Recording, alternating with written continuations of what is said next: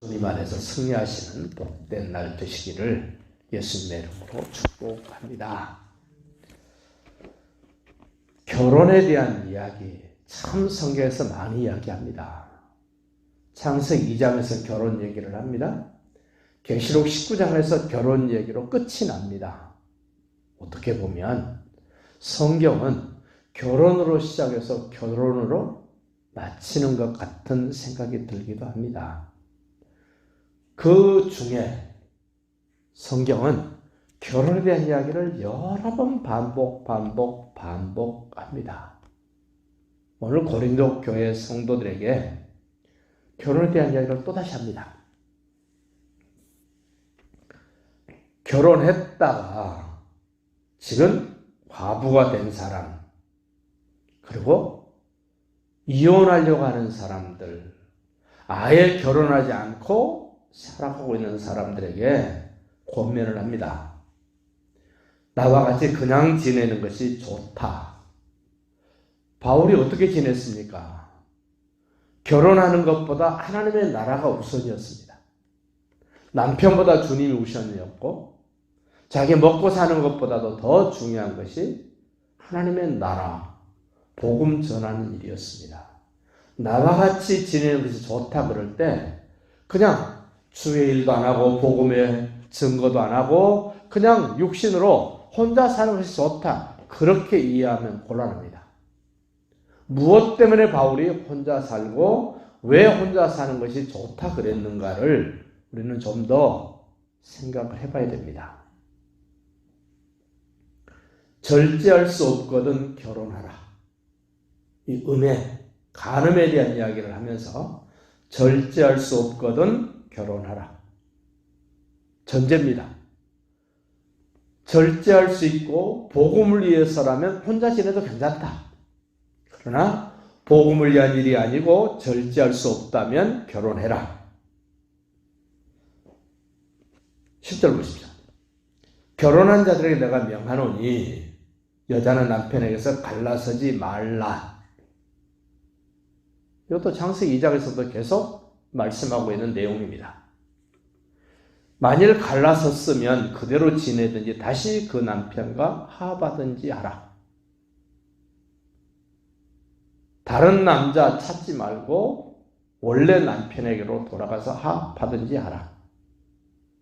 남편도 아내를 버리지 말라. 그 나머지 사람들에게 내가 말하노니 만일 어떤 형제에게 믿지 아니하는 아내가 있어. 본인은 믿는데 믿지 아니하는 남편이 있어. 아내가 있어. 남편과 함께 살기를 좋아하거든. 그 아내를 버리지 마라. 나는 믿는 남편이었고 아내는 믿지 않는 아내였다면 그 아내가 함께 살고 싶으면 버리지 마라. 주도권이 누구에게 있는 겁니까? 나에게 있는 것이 아닙니다. 늘 약한 사람 편에 있습니다. 어떤 여자에게 믿지 아니하는 남편이 있어 아내와 함께 살기를 좋아하거든 그 남편을 버리지 말라. 믿지 않는 사람이 믿는 아내, 믿는 남편을 좋아하고 같이 살기를 원한다면 너는 버리지 마라. 믿음이 없다고 내치지 말라 그 말입니다. 왜 그래야 됩니까? 14절 소개합니다. 믿지 아니하는 남편이 아내로 말미암아 거룩하게 되고 믿지 아니하는 아내가 남편으로 말미암아 거룩하게 된다. 믿음이 있는 아내나 남편으로 인하여 믿지 아니하는 아내와 남편이 예수를 그리스도로 믿을 수 있는 기회를 만들 수 있기 때문에 그렇다는 겁니다. 결국은 내가 참고 지내면 돼. 그런 수준이 아닙니다. 믿음이 있는 아내와 남편으로 인하여 믿음이 없는 아내와 남편에게 예수를 전해주고 예수를 느끼게 하고 예수를 보게 해주는 역할을 믿는 아내와 남편이 하라는 겁니다.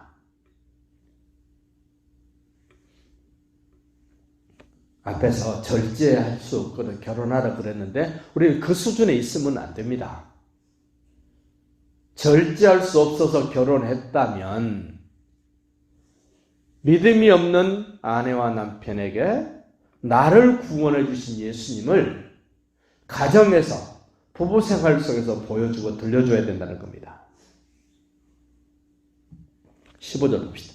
혹 믿지 아니하는 자가 갈리거든 갈리게 하라. 믿지 않는 사람이 나 절대 당신하고 못 살아. 그럼 갈라서라는 겁니다.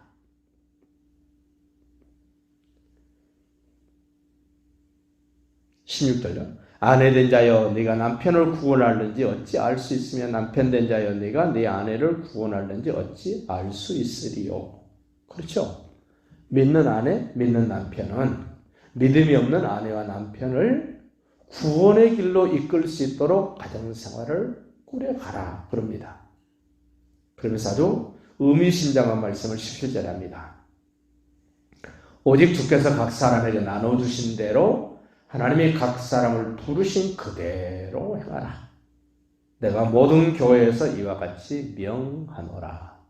부르심을 받은 하나님이 나를 부르실 때 어떤 모습이었는가, 어떤 상태였는가, 그거 바꾸려고 애쓰지 말라는 겁니다. 할례자로 부르심을 받았느냐? 네가 유대인으로서 부르심을 받았느냐? 그럼 너 할례 받은 거 탓하지 마.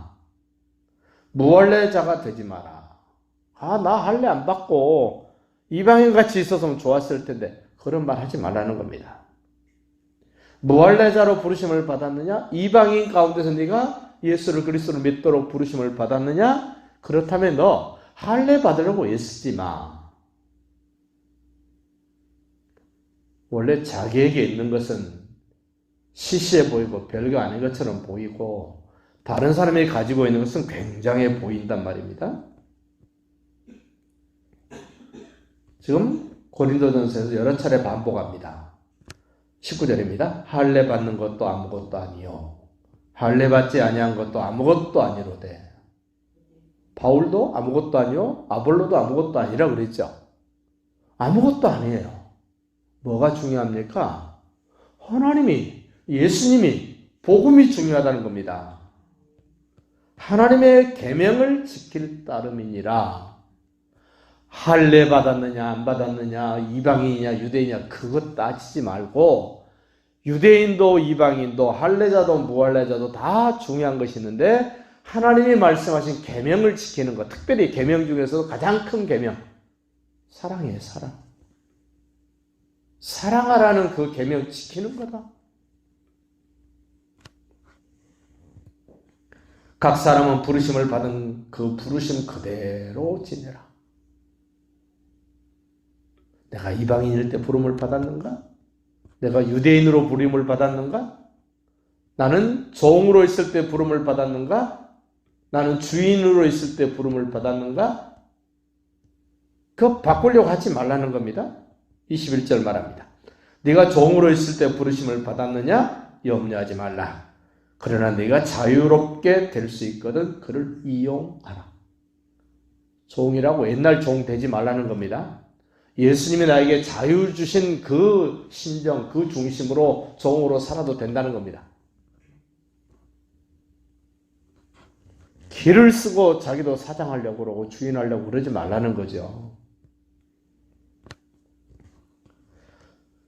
주 안에서 부르심을 받는 자는 종이라도 주께 속한 자유인이요. 그렇죠. 눈에 보이기는 저 사람이 종이고 하인입니다. 그러나 주님 안에서는 자유롭다는 겁니다.